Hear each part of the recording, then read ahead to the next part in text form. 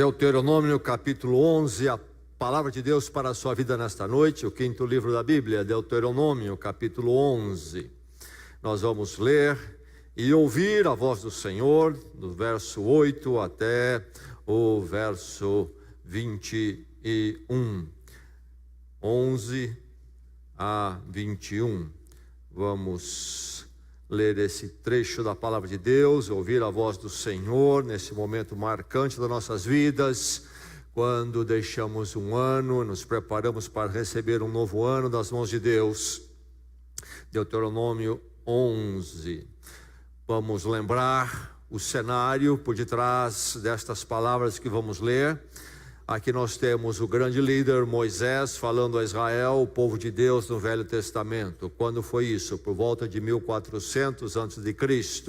Qual é a situação? Qual é o momento?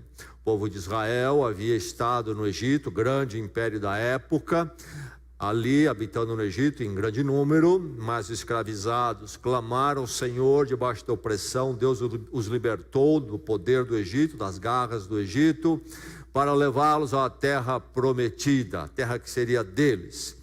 E eles peregrinaram então em direção à terra prometida por muitos anos, no chamado deserto, e contemplando a entrada então na terra deles, a terra que Deus havia prometido, é que Moisés fala a eles, instruindo, exortando, algo que eu e você precisamos esta noite, quando nós nos preparamos também para entrar numa nova terra que o Senhor há de nos dar, 2020. Então, ouçamos com esta perspectiva a leitura deste trecho. Palavra de Deus. Que Deus abra o seu coração e a sua mente para a palavra agora. Verso 8. Obedeçam, portanto, toda a lei que hoje lhes estou dando, para que tenham forças para invadir e conquistar a terra para onde estão indo, e para que vivam muito tempo na terra que o Senhor jurou dar aos seus antepassados e aos descendentes deles, terra onde manam leite e mel. A terra da qual vocês vão tomar posse não é como a terra do Egito, de onde vocês vieram, e onde plantavam as sementes, e tinham que fazer a irrigação a pé, como numa horta. Mas a terra em que vocês estão atravessando o Jordão, vão entrar para dela tomar posse, é terra de montes e vales, que bebe chuva do céu. É uma terra da qual o Senhor, o seu Deus, cuida. Os olhos do Senhor, o seu Deus, estão continuamente sobre ela, do início ao fim do ano. Portanto, se vocês obedecerem fielmente aos mandamentos que hoje lhes dou, amando o Senhor, o seu Deus, e servindo-o de todo o coração e de toda a alma, então, no devido tempo, enviarei chuva sobre a terra, chuva de outono e de primavera, para que vocês recolham o seu cereal e tenham vinho novo e azeite. Ela dará pasto nos campos para os seus rebanhos, e quanto a vocês, terão o que comer e ficarão satisfeitos. Por isso, tenham cuidado para não serem enganados e levados a desviar-se para adorar outros deuses e a prostrar-se perante eles. Caso contrário, a ira do Senhor se acenderá contra vocês, e ele fechará o céu para que não chova e para que a terra nada produza, e assim vocês logo desaparecerão da boa terra que o Senhor lhes está dando. Gravem estas minhas palavras no coração e na mente, amarrem-nas como sinal nas mãos e prenda-nas na testa. Ensinem-nas a seus filhos. conversando a respeito delas quando estiverem sentados em casa e quando estiverem andando pelo caminho, quando se deitarem e quando se levantarem. Escrevam-nas nos batentes das portas de suas casas e nos seus portões, para que na terra que o Senhor jurou que daria aos seus antepassados, os seus dias e os dias dos seus filhos sejam muitos, sejam tantos como os dias durante os quais o céu está acima da terra. Palavra de Deus, o verso 10: a terra da qual vocês vão tomar posse não é como a terra do Egito, de onde vocês vieram, e onde plantavam as sementes e tinham que fazer a irrigação a pé, como numa horta. Verso 12: é uma terra da qual o Senhor, o seu Deus, cuida. Os olhos do Senhor, o seu Deus, estão continuamente sobre ela, do início ao fim do ano. Portanto, se vocês obedecerem fielmente aos mandamentos que hoje lhes dou, amando o Senhor, o seu Deus, e servindo-o de todo o coração e de toda a alma, então, no devido tempo, enviarei chuva sobre a terra. O verso 16: por isso, tenham cuidado para não serem enganados e levados a desviar-se para adorar outros deuses e a prostrar-se perante eles. E o verso 18 e 19: gravem estas minhas palavras no coração e na mente, amarrem-nas como sinal nas mãos, prendam-nas na testa, ensinem-nas a seus filhos, conversando a respeito delas quando estiverem sentados em casa e quando estiverem andando pelo caminho, quando se deitarem e quando levantarem. É uma terra da qual o Senhor seu Deus cuida. Os olhos do Senhor, o seu Deus, estão continuamente sobre ela, do início ao fim do ano. Amando o Senhor, o seu Deus, e servindo-o de todo o coração e de toda a alma.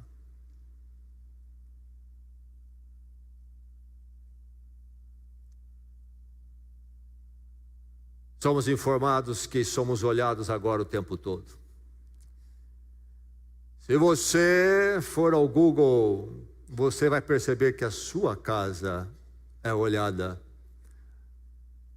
Não só olhada pelo satélite que passa lá em cima, mas é olhada por todos aqueles que desejarem, acessando o Google. Somos olhados de tantas formas.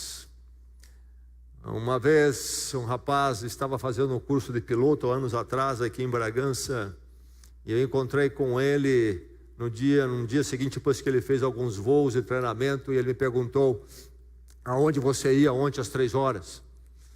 Eu fiquei pensando como é que ele sabia. Eu passei de avião em cima. Somos olhados. Vem as câmeras. Multiplicam-se as câmeras por toda parte estão nos olhando e vendo o que nós fazemos. Esse é um olhar humano que tem esse alcance, e diz então que nós não podemos esconder. Câmeras nos acompanham em todos os lugares, mas não somente este olhar de ver os nossos movimentos físicos, mas também somos olhados a todo momento, assim somos informados também nas nossas ações, através, por exemplo, da internet, sabem tudo sobre nós. Até comentam-se que as empresas que lidam com as mídias sociais e então a internet, possivelmente escutam até o que nós falamos e sabem o que é que nós buscamos, qual é o nosso interesse, e o que nós compramos, e o que nós pesquisamos, Nossas vidas estão expostas. Olhar sempre. É difícil escapar deste olhar, que é um olhar humano. Mas agora vem a palavra de Deus falar a você sobre um olhar que não é humano. E se o olhar humano, a capacidade humana chega a esse ponto, imagine este olhar, onde ele chega, como ele é, porque é o olhar de Deus. Os olhos do Senhor estão sobre esta terra. Aqui está o povo de Israel para entrar na terra prometida. E Deus está dizendo: eu vou estar olhando do começo ao fim do ano, o tempo todo esta terra. E o Velho Testamento, antes da vinda de Cristo, Deus lidando com o seu povo, que era o povo de Israel, é ilustrativo, é inspirativo, é didático para nós na nossa caminhada neste tempo em Cristo. Quando nós não mais buscamos uma terra prometida física, mas caminhamos na direção da terra prometida final dos céus. Mas que, segundo o ensino de Jesus Cristo, esta terra onde Deus reina já chegou entre nós, se é que Deus habita em nosso coração como nosso Rei em Cristo Jesus. E quando nós olhamos então o Velho Testamento, ele é didático, instrutivo, para nós que estamos vivendo esta vida nova em Cristo Jesus. Somos transformados pelo encontro com Deus, na mediação de Cristo, na morte dele na cruz, onde então toda a nossa culpa caiu sobre ele, e nós que entendemos, chegamos ao quebrantamento, ao arrependimento e clamamos pelo perdão, entregamos nossas vidas a Deus e Deus nos transformou e veio ser o nosso Rei, nos colocou no reino de Deus, onde nós estamos e habitamos. Nós agora neste tempo também podemos ser instruídos, inspirados pelo Velho Testamento em textos como esses. Quando nós olhamos a virada do ano, podemos, por exemplo, pensar nesse texto, nos preparando para o novo ano. Aqui tem o texto dizendo, ensinando esta verdade que as Escrituras dizem em tantos lugares, que Deus é onipresente, isto é, está em todos os lugares. Deus é onipotente, isto é, Ele pode todas as coisas. Deus é onisciente, Ele sabe todas as coisas. E por isso, então, a Bíblia nos fala sempre deste conhecimento de Deus, que inclusive vamos encontrar em Jesus Cristo depois também e nas Escrituras. O Deus único, verdadeiro, não um ídolo, não um Deus projetado pelo ser humano, mas o Deus criador, o Deus soberano e eterno, aquele que é em si mesmo de eternidade a eternidade e que de nada precisa.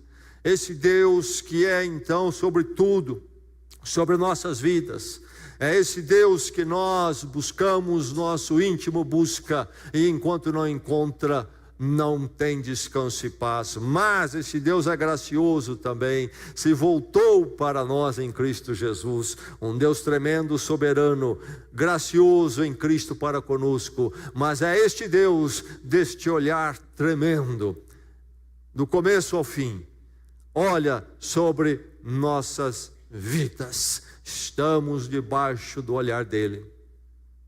E agora, quando então você vai adentrar essa terra nova, 2020, não se esqueça disto, lembre-se disto, o olhar de Deus estará sobre você.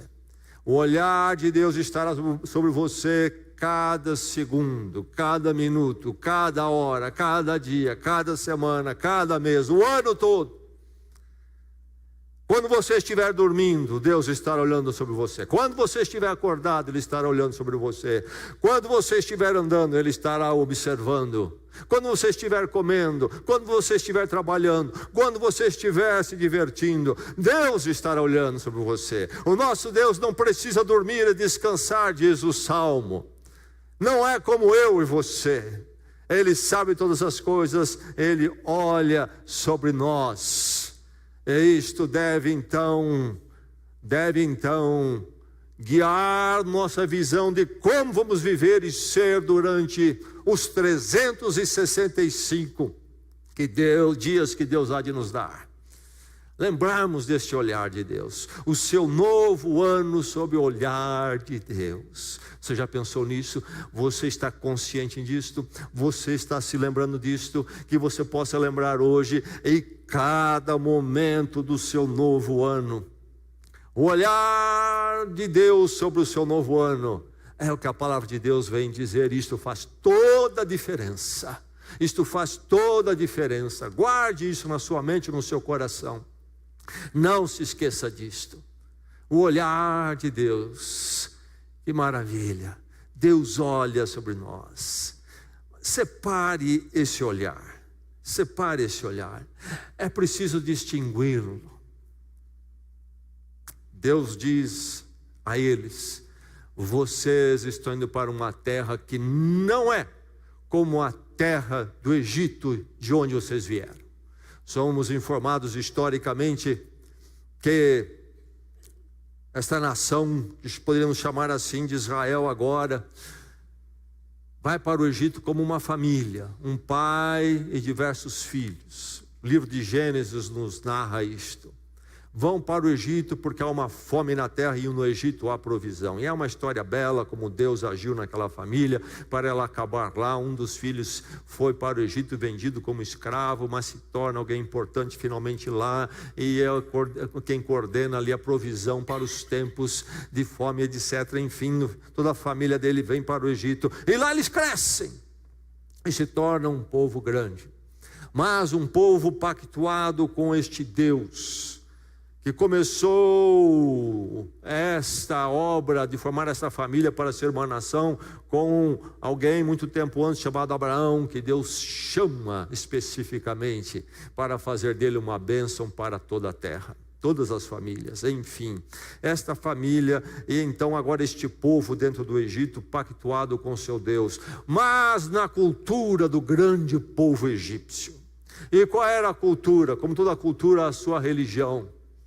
Lá havia o rio Nilo, até hoje, um rio importantíssimo para eles, como era na época. É o rio que irriga a terra, prepara a terra para a plantação, o fértil crescente ali. O rio ali naqueles dias o rio Nilo era fundamental para a sobrevivência deles. E havia ocasião quando o rio então transbordava, irrigava as terras. E depois do tempo de seca, ele voltava ao seu leito. Os egípcios interpretavam aquilo como sendo uma obra do deus Rapi. O deus egípcio Rapi era o deus dessas enchentes, o deus da fertilidade, o deus que dava prosperidade à enchente. Não era o deus do Nilo, mas o deus da enchente.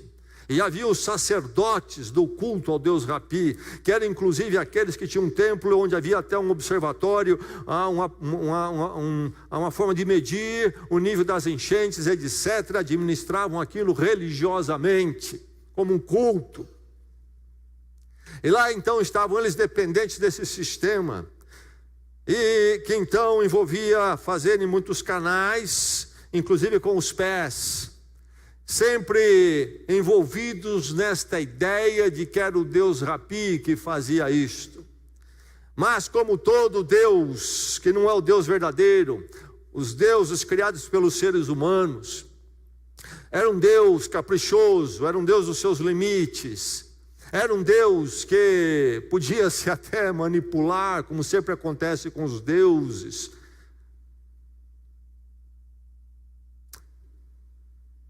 E Deus diz: vocês vão para uma terra que não é como aquela terra.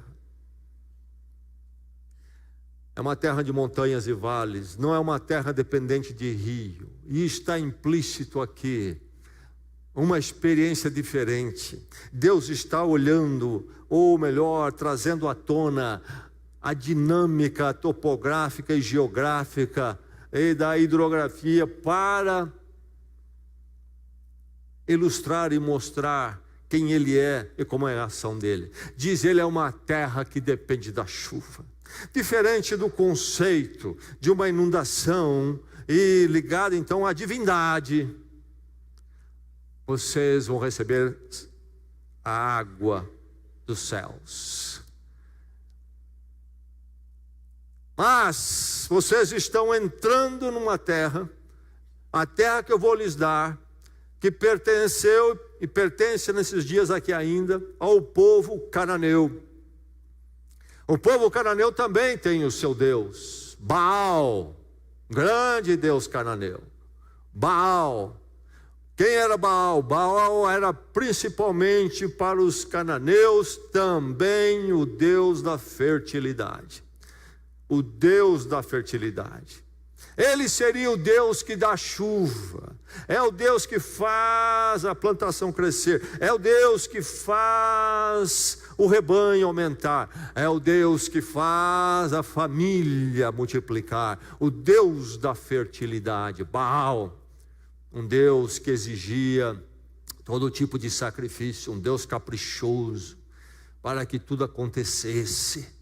Era preciso sempre acalmá-lo, aplacá-lo, agradá-lo. Chegam a sacrifícios tremendos a esse Deus, terríveis. Vocês estão indo para uma terra onde vocês serão sustentados pelas chuvas, mas lá ao Deus Baal.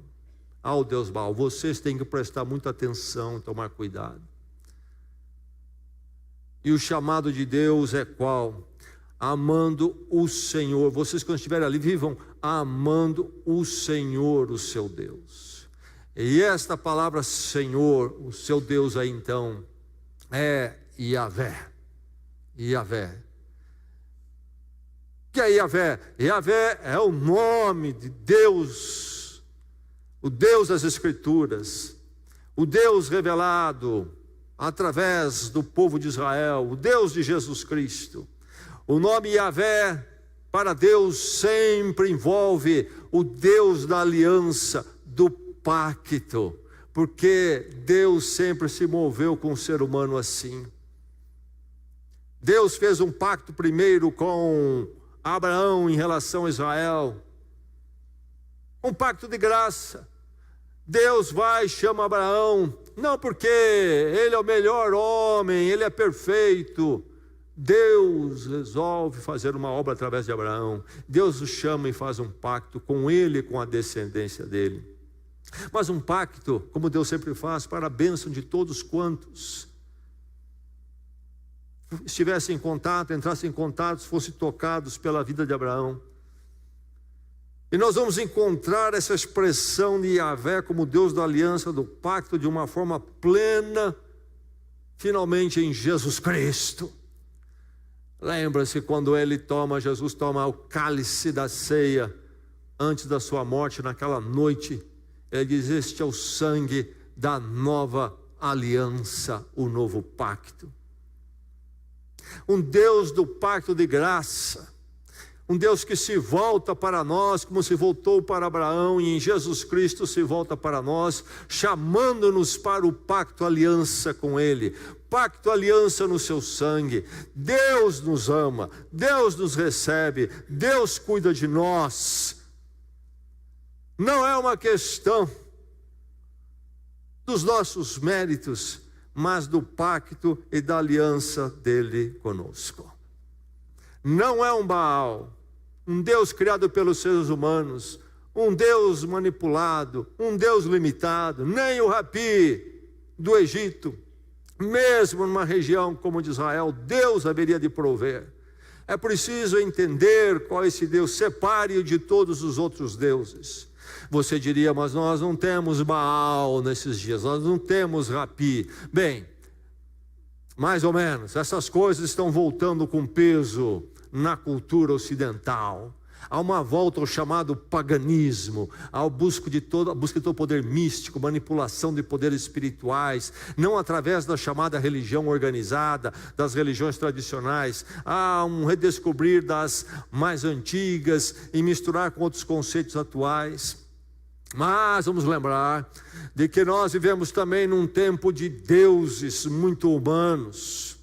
Nós somos tentados a confiar no vai e vem de todo tipo de Deus, por exemplo, o econômico.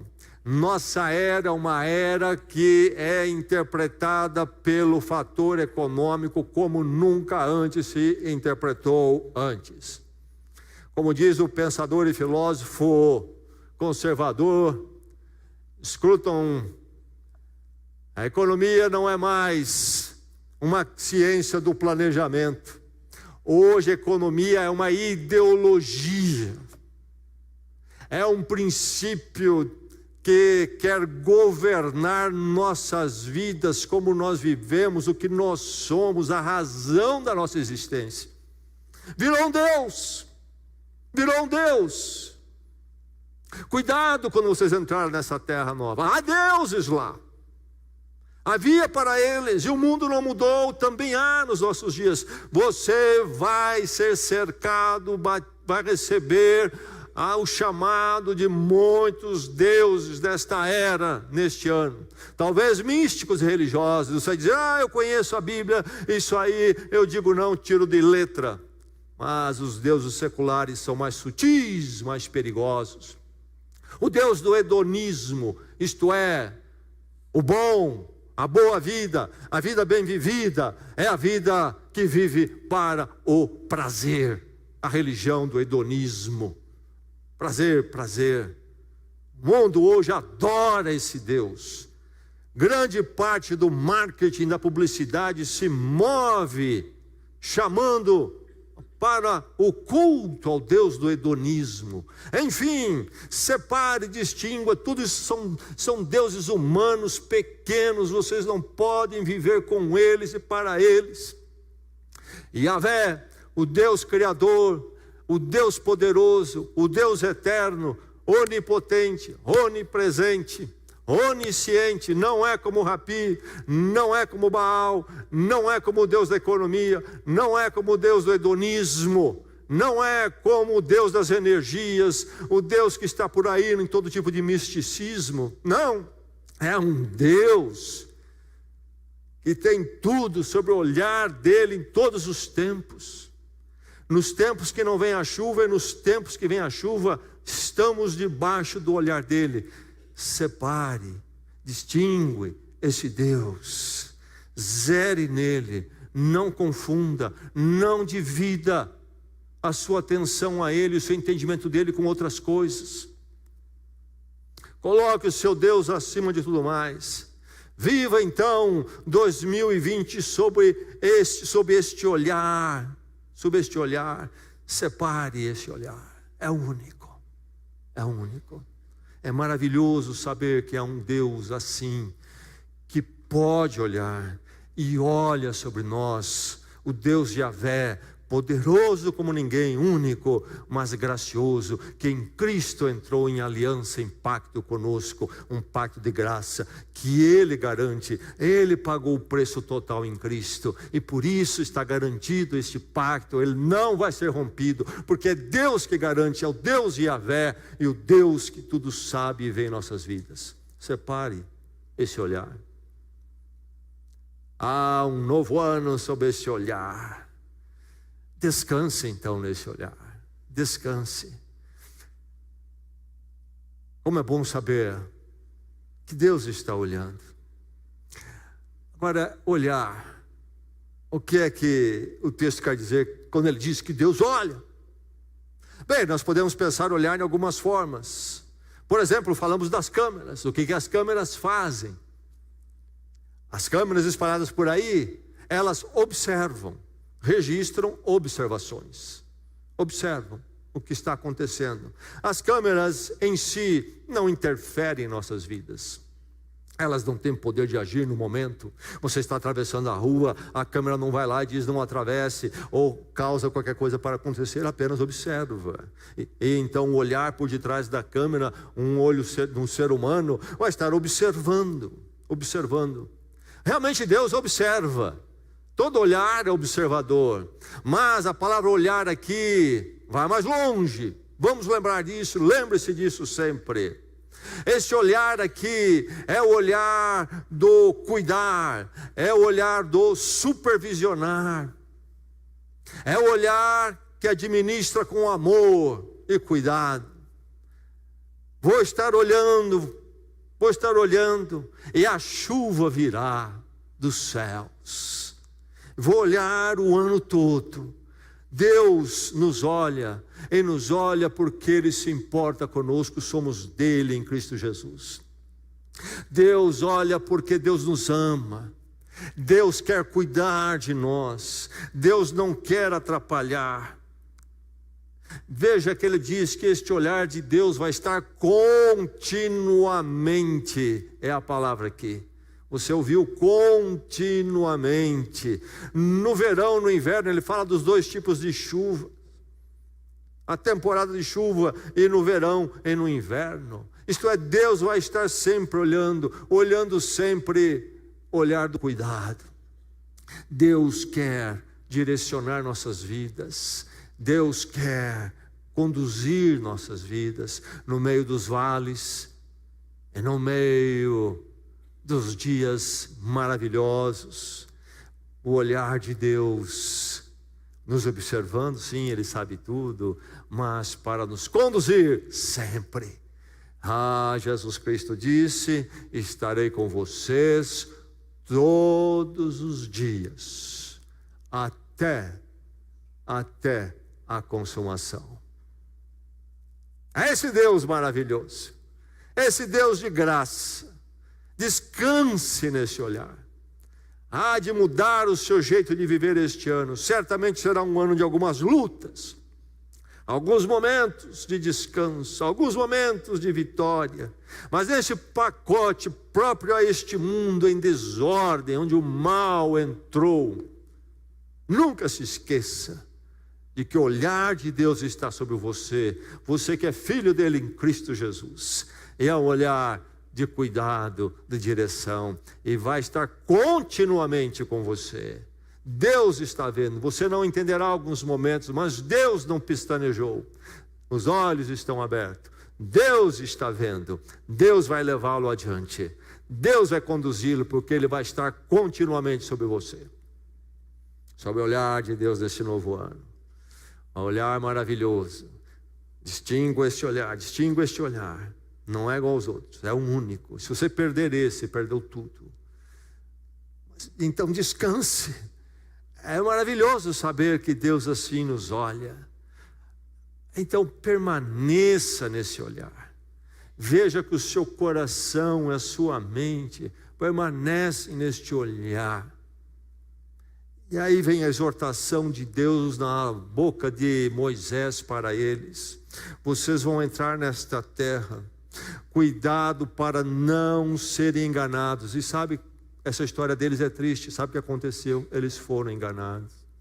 Eles acabaram se envolvendo com Baal. O povo de Deus, que foi alvo dessa condução maravilhosa de Deus, mesmo assim, foram enganados. O mundo e o diabo por detrás dele é sutil demais. Por isso a palavra de Deus foi dita a eles, e eu e você somos iguais a eles, e precisamos ouvir essa palavra, essa exortação. Cuidado para não serem enganados, meu irmão, nesse novo ano que Deus lhe dá, uma terra prometida. Preste atenção, porque você será chamado a cultuar muitos deuses acima do seu Deus. Cuidado. E a expressão aqui do hebraico, não serem enganados, tem a ideia, na verdade, vocês não serem abertos demais. Abertos demais. Aliás, é interessante porque isso é muito atual. O que é que se pede na nossa cultura hoje? Precisamos ser mais abertos. Você está muito radical, você está muito fechado nisso. Nós precisamos ter uma mente mais aberta. Nós precisamos aprovar de tudo um pouco. Nós não podemos radicalizar. E é uma das brigas do pensamento atual com o cristianismo. O mundo, a mídia toda, de forma sutil, direta e indireta, quer esvaziar a influência do cristianismo real e verdadeiro, bíblico do mundo. E faz isso de muitas formas. Você precisa aprender a ler a mídia escrita e ouvi-la nesses dias, porque em geral de forma sutil. Por que que querem eliminar a fé cristã real, bíblica? Porque a fé real, bíblica, fala da exclusividade de Jesus Cristo e então das verdades decorrentes dele na forma nossa de viver e ser. E o mundo atual não suporta essa exclusividade e quer destruir, quer aguar.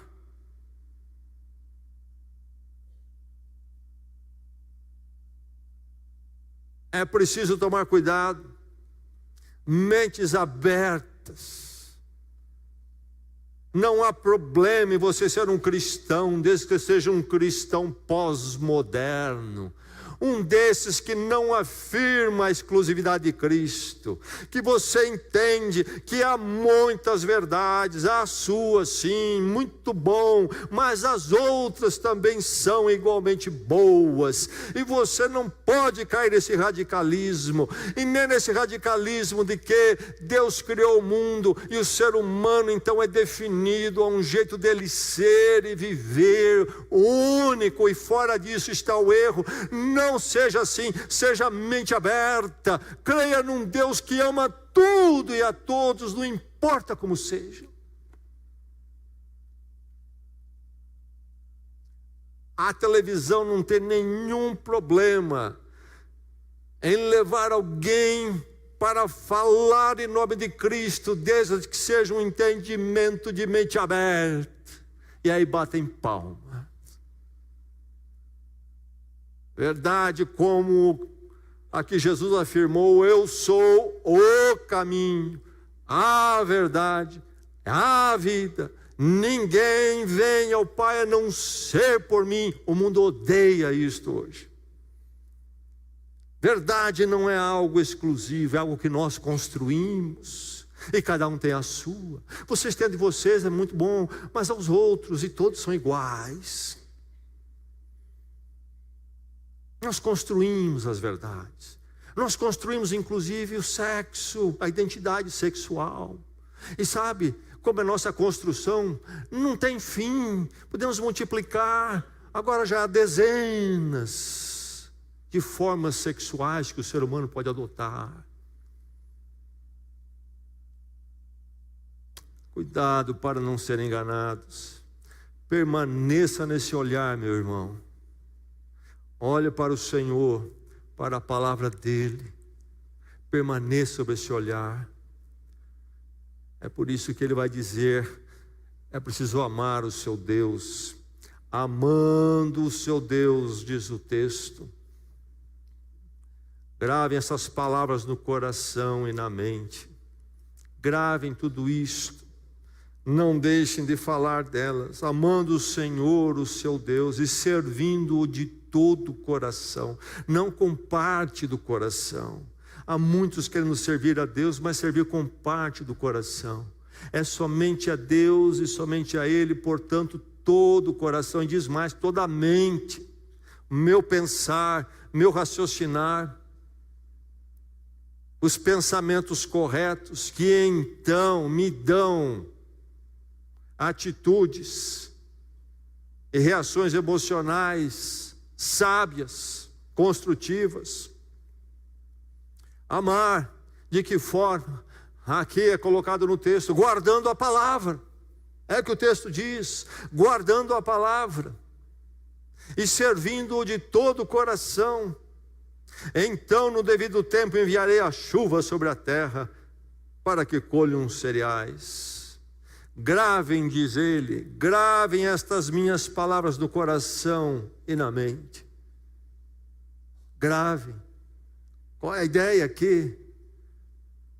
Daqueles dias, nós temos algumas formas de gravar hoje, mas naqueles dias o quê? Numa rocha, por exemplo, escrevia-se. Faz o mesmo com a sua cabeça. Grave as coisas lá. E aí ele vai a este exercício todo, a essa didática.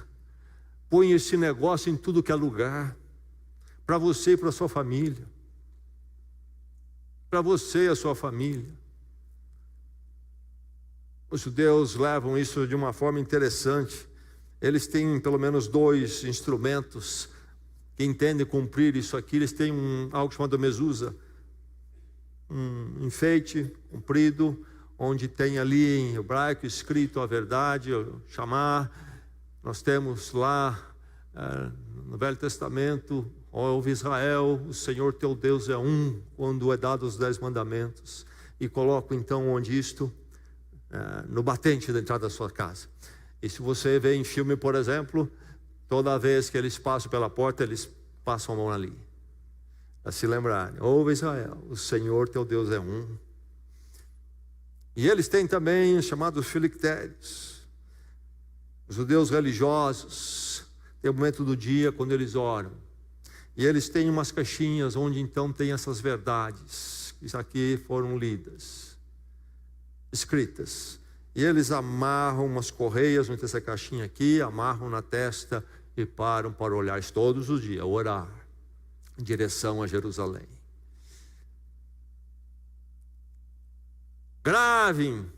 Não estou dizendo que vamos adotar as mesmas coisas, mesmo porque isso pode se tornar algo mecânico, mas de algo de forma viva, esteja em você primeiro, depois na sua casa. Tome cuidado para não ser enganado. Se você não prestar atenção, não criar suas disciplinas espirituais de olhar na palavra, você vai ser enganado. Eles foram.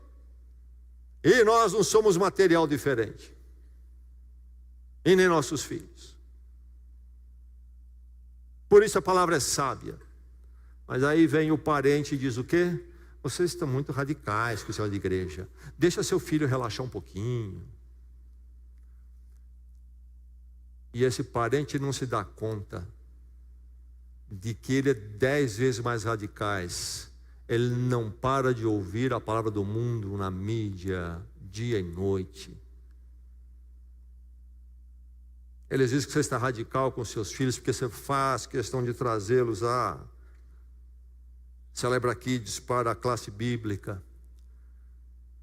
Você está radical demais porque você ensina a palavra, ensina a oração aos seus filhos. Mas ele não olha como o mundo tornou radical e seus filhos estão 24 horas por dia sendo bombardeados com a mensagem anticristo, oposto a Cristo. Valores totalmente opostos. Radicais são eles para o mal. Precisa combater isto. E veja como aquele é enfático. A palavra diante de você, para você não ser enganado. Guardar a palavra, amando o Senhor, servindo todo o coração. Guarde a palavra. Guarde a palavra. Gravem essas palavras no coração e na mente. Fidelidade a Deus, dependência de Deus. A palavra. Nós vivemos dias eu considero muito tristes.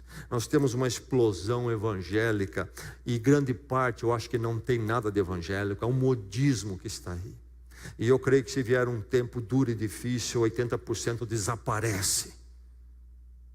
Não é uma fé cristã da palavra, é um movimento analfabeto da palavra de Deus, não conhece a palavra. O chamado é sempre para ouvirmos a palavra. Jesus Cristo em João 17, na oração sacerdotal por nós, pelo seu povo todo, ele diz: ó Deus, santifica-os na palavra, a tua palavra é a verdade. Desde o Velho Testamento é assim. Nossa fé é a fé da palavra, um Deus que falou na história, não é um Deus rapi que fica só lá na inundação, nem o Baal da chuva, é um Deus vivo, eterno, criador, que pode falar e nos falou de uma forma muito especial em Jesus Cristo. Chegou perto, abriu a boca, a palavra, Precisamos dela e constantemente estarmos nos renovando, porque senão nós seremos enganados. Vamos ser tentados a ficarmos abertos demais para os Baals desta era. Permaneça nesse olhar, meu irmão. É maravilhoso viver um novo ano sob esse olhar. Nós preguei domingos atrás sobre a queda do ser humano lá em Gênesis capítulo 3. E eu citei 2 vezes pelo menos um dos maiores filósofos do século passado, Jean-Paul Sartre, existencialista, não cria em Deus. Havia só o ser humano entregue à sua sorte, e que o ser humano precisa aprender a ter coragem de ser, tomar iniciativas e viver, mesmo sabendo que não há segurança nenhuma no próximo minuto. E ele escreveu, entre outras coisas, um texto sobre a questão do olhar, e ele vai dizer que Deus não pode existir, porque é um terror viver debaixo desse olhar o tempo todo, porque se há esse Deus, o ser humano não é um homem na sua plenitude, ele não é um senhor do seu destino. Para Sartre, então, o fato de que Deus nos olha constantemente era um terror. Mas, meu irmão, na verdade, terror é não ter um Deus que olha. Viver a nossa sorte, viver entregue a nós mesmos, aos nossos caminhos, às nossas vontades, nada por esperar, não tendo o menor controle sobre o próximo minuto, não sabendo qual é a forma certa de viver, a forma que edifica. Esse homem, Jean-Paul Sartre, venerado no meio acadêmico até hoje, foi um homem que praticava pedofilia. Não há um Deus. Ficamos no escuro, tudo vale. Não, o olhar de Deus não é um terror. Quando nós entendemos que é o olhar de Yahvé, que se deu por nós em Cristo Jesus, não somente o Yahvé, criador de todas as coisas, da chuva, das nossas vidas, o Deus que tem tudo em suas mãos, mas é também o Deus que nos amou, no amor de Cristo, entrou num pacto, numa aliança conosco. Como é bom saber que não estamos entregues a nós mesmos, não estamos entregues aos caprichos de um Nilo, nem a um Deus Baal. Nós estamos nas mãos de um Deus que nos ama e cuida de nós. Nós estamos todos os momentos sob o olhar de Deus. Deus estará olhando sobre nós cada momento de 2020. Não estaremos sós e nem teremos que controlar o mundo com as nossas pequeninas forças. Deus, maior até que as chuvas e os nilos, Deus de graça, estará, diz o texto, olhando continuamente sobre a sua vida. Como você vai viver neste ano? Viva sob o olhar de Deus. Esse é o caminho para um abençoado 2020.